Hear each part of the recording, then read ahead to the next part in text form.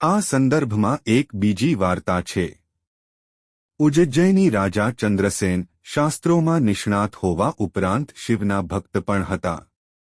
મહેશ્વરજીના સભ્ય એવા તેમના મિત્ર મણિભદ્રે તેમને ચિંતામણી આપી હતી. જ્યારે ચંદ્રસેને તે રત્ન ધારણ કર્યું ત્યારે તે અત્યંત ચકચકિત થઈ ગયો. કેટલાક રાજાઓએ તેની પાસેથી આ રત્ન માંગ્યું, અને જ્યારે તેણે તે ન આપ્યું તો તેઓએ તેના પર હુમલો કર્યો. પોતાની રક્ષા કરવાનો બીજો કોઈ રસ્તો ન જોઈને તેણે મહાકાલનું શરણ લીધું. ભગવાન શિવ પ્રસન્ન થયા અને તેમની રક્ષા માટે ઉપાયો કર્યા.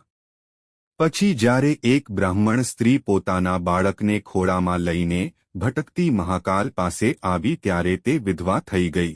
મહાકાલેશ્વર મંદિરમાં અજાણ્યા બાળકે જ્યારે રાજાને શિવની આરાધના કરતા જોયા ત્યારે તેનામાં પણ ભક્તિની ભાવના જાગી. તે ઘરે એક સુંદર પથ્થર લાવ્યો અને તેને શિવના રૂપમાં સ્થાપિત કર્યો અને તેની પૂજા કરવા લાગ્યો. તે ધ્યાનમાં એટલો મગ્ન થઈ ગયો કે જ્યારે તેની માતા તેને વારંવાર બોલાવતી ત્યારે પણ તેનું ધ્યાન તૂટ્યું નહીં. આના પર માયામાં મોહિત થયેલા માતાએ શિવલિંગને ઉપાડીને ફેંકી દીધું. માતાની આ ક્રિયા પછી પણ પુત્ર ભગવાન શિવને યાદ કરતો રહ્યો. ભગવાન શિવની કૃપાથી પૂજવામાં આવેલો પથ્થર જ્યોતિર્લિંગના રૂપમાં પ્રગટ થયો. જ્યારે બાળક ભગવાન શિવની પૂજા કરીને તેના ઘરે ગયો ત્યારે તેણે જોયું કે તેની ઝૂંપડીની જગ્યાએ એક વિશાળ ઇમારત ઊભી હતી. આ રીતે ભગવાન શિવની કૃપાથી તેઓ સમૃદ્ધ થયા. બીજી તરફ અભિયાનની શરૂઆત કરતી વખતે ચંદ્રસેનનો વિરોધ કરી રહેલા રાજાઓને ખબર પડી ગઈ હતી કે ઉજ્જૈની એ મહાકાલની નગરી છે અને ચંદ્રસેન શિવના ભક્ત હતા. તેથી તેમના પર વિજય મેળવવાનો વિચાર છોડીને બધાએ મળીને મહાકાલની પૂજા કરી.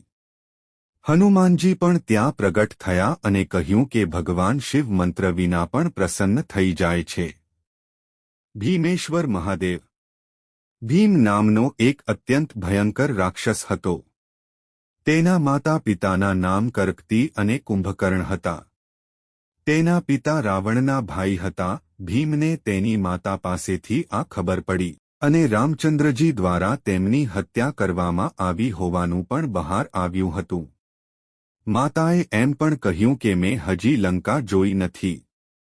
તારા પિતા મને અહીં મળ્યા હતા અને તારો જન્મ થયો ત્યારથી હું અહીં જ રહું છું. આ મારું ઘર છે અને તું જ મારો આધાર છે. કારણ કે મારા માતા પિતા અગસ્ત્ય મુનિના ક્રોધથી નાશ પામ્યા છે. આ સાંભળીને તે દેવતાઓ પાસેથી બદલો લેવા તૈયાર થઈ ગયો અને કઠોર તપ કરીને ભગવાન બ્રહ્માજીને પ્રસન્ન કર્યા.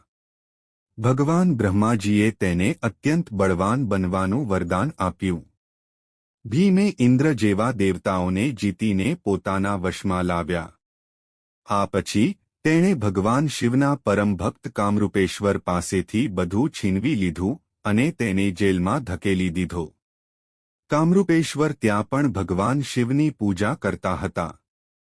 તેની પત્ની પણ શિવની પૂજામાં વ્યસ્ત હતી. અહીં બ્રહ્માજી, વિષ્ણુજી વગેરે ભીમથી મુક્તિ મેળવવા ભગવાન શિવની આરાધના કરવા ગયા. બીજી બાજુ કોઈએ ભીમને કહ્યું કે કામરૂપેશ્વર તેમના મૃત્યુની વિધિ કરી રહ્યા છે. પછી ભીમે જેલમાં જઈને પૂછપરછ કરી. રાજા કામરૂપેશ્વરે બધું સાચું કહ્યું. આ સાંભળીને ભીમે તેને તેમની પૂજા કરવાનું કહ્યું અને તેણે પોતાની તલવારથી ભગવાન શિવના નશ્વર અવશેષો પર હુમલો કરવાનો પ્રયાસ કર્યો. પછી ભગવાન શિવ પ્રગટ થયા. પછી બંને વચ્ચે યુદ્ધ થયું. અંતે નારદજી ત્યાં આવ્યા અને જેમની સલાહથી શિવજીએ અગ્નિ ફૂંક્યો અને રાક્ષસને ભસ્મીભૂત કર્યો. દેવતાઓએ ભગવાન શિવને ત્યાં નિવાસ કરવાની પ્રાર્થના કરી અને ભગવાન શિવ ત્યાં ભીમેશ્વર નામના જ્યોતિર્લિંગના રૂપમાં સ્થાયી થયા. વૈદ્યનાથ મહાદેવ. રાવણે કૈલાશ પર્વત પર કઠોર તપસ્યા કરી અને ભગવાન શિવને પ્રસન્ન કરવા તમામ પ્રકારની કુદરતી આફતો સહન કરી. પરંતુ જ્યારે ભગવાન શિવ પ્રસન્ન ન થયા ત્યારે રાવણે તેના માથા કાપીને શિવલિંગને અર્પણ કરવાનું શરૂ કર્યું. જ્યારે તેણે તેના 9 માથા અર્પણ કર્યા હતા અને જ્યારે તેણે 10મું માથું કાપવાનું શરૂ કર્યું ત્યારે ભગવાન શિવ પ્રગટ થયા અને તેના બધા માથાને પૂર્વવત કર્યા પછી તેને વરદાન માંગવા કહ્યું. રાવણે તેમને લંકા આવવા કહ્યું. ભગવાન શિવે અનિચ્છાએ પણ એ સ્વીકારી લીધું. શિવજી કહ્યું કે તું મારા લિંગને ભક્તિભાવથી ઘરે લઈ જા, પણ તું તેને વચમાં ક્યાંય રાખીશ તો તે ત્યાં જ સ્થિર થઈ જશે. રાવણે શિવલિંગ વહન કર્યું અને રસ્તામાં શંકાના કારણે તેણે તે લિંગ એક ગોવાળને આપ્યું. ગોવાળ તેનું વજન સહન કરી શક્યો નહીં અને તે ત્યાં જ પડી ગયો. ત્યારથી શિવજી ત્યાં વૈદ્યનાથ મહાદેવના રૂપમાં બિરાજમાન છે. નાગેશ્વર મહાદેવ. પશ્ચિમ દરિયા કિનારે લગભગ 16 યોજનનું જંગલ હતું. દારૂક અને દારૂકા તેમાં રહેતા હતા. તેણે ઘણી મુશ્કેલી ઊભી કરી હતી જેના કારણે ઋષિઓ કંટાળી ગયા હતા અને અર્વ મુનિ પાસે શરણ લેવા આવ્યા હતા. તેમણે રાક્ષસોનો નાશ થવાનો શ્રાપ આપ્યો. દેવતાઓએ રાક્ષસો પર હુમલો કર્યો.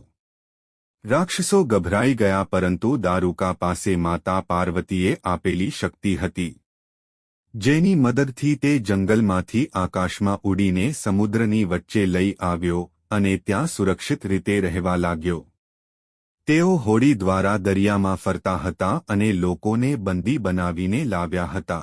એકવાર તેમની વચ્ચે સુપ્રિયા નામની એક શિવભક્ત હતી. તેણીએ શિવની પૂજા કર્યા વિના અન્ન કે પાણી લીધું ન હતું. તે જેલમાં પણ ભગવાન શિવની પૂજા કરવા લાગી. જ્યારે રાક્ષસને તેની ક્રિયા વિશે ખબર પડી ત્યારે તેણે તેણીને મારી નાખવાની ધમકી આપી. સુપ્રિયાએ ભગવાન શિવની પ્રાર્થના કરી અને એક જ ક્ષણમાં શિવજી પ્રગટ થયા અને રાક્ષસોનો વધ કર્યો. અને પછી તે જંગલ ચારે વર્ગના લોકો માટે ખોલવામાં આવ્યું.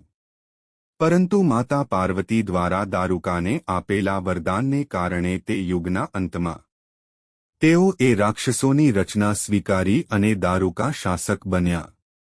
અને ભગવાન શિવ ત્યાં નાગેશ્વર જ્યોતિર્લિંગના રૂપમાં સ્થાપિત થયા હતા. રામેશ્વર મહાદેવ. એકવાર ભગવાન રામ સીતાજીની શોધમાં હતા. ત્યારે સુગ્રીવ સાથે મિત્રતા થઈ અને હનુમાનજી દ્વારા સીતાજી વિશે જાણ્યું. રામે રાવણ પર હુમલો કરવા માટે વાનર સેનાનું આયોજન કર્યું અને દક્ષિણ કિનારે પહોંચ્યા. તેમને સમુદ્ર પાર કરવાની સમસ્યા હતી. સુગ્રીવ વગેરેએ શિવભક્ત રામચંદ્રને ઘણું સમજાવ્યું પણ તે રાવણની શિવ પ્રત્યેની ભક્તિ જાણતા હતા. આ દરમિયાન તેમને તરસ લાગી અને જેવું તેમણે પાણી માંગ્યું અને પીવાનું શરૂ કર્યું ત્યારે તેમને શિવની પૂજા ન કરવાનું યાદ આવ્યું. પછી તેમણે ભગવાન શિવનું નશ્વર લિંગ બનાવ્યું અને ષોડશોપચારથી તેની પૂજા શરૂ કરી. ભગવાન શિવ પ્રસન્ન થયા અને પ્રગટ થયા અને વરદાન માંગ્યું. ત્યારે રામે તેમની પાસેથી ત્યાં રહેવા માટે વરદાન માંગ્યું. શિવજીએ ઈવામસ્તુ કહ્યું અને ત્યાં રામેશ્વર મહાદેવના રૂપમાં સ્થાયી થયા. ઘુષ્મેશ્વર મહાદેવ. ભારદ્વાજ ગોત્રના સુધર્મ નામના વેદજ્ઞ બ્રાહ્મણ તેની સુંદર પત્ની સુદેહા સાથે દક્ષિણ દિશામાં સ્થિત દેવ પર્વત પર રહેતા હતા. તેને કોઈ સંતાન ન હતું, તેથી તેને પડોશીઓ તરફથી કટાક્ષભર્યા ટીકાઓ સાંભળવી પડી. પણ સુધર્મે તેની તરફ ધ્યાન આપ્યું નહીં. પરંતુ સુદેહાએ તેને ફરીથી લગ્ન કરવા દબાણ કર્યું. આગામી કથા સાંભળવા માટે ભાગ 38 જોવો. જો તમને આ વિડિયો પસંદ આવ્યો હોય તો વિડિયોને લાઇક કરો અને ચેનલને સબસ્ક્રાઇબ કરો.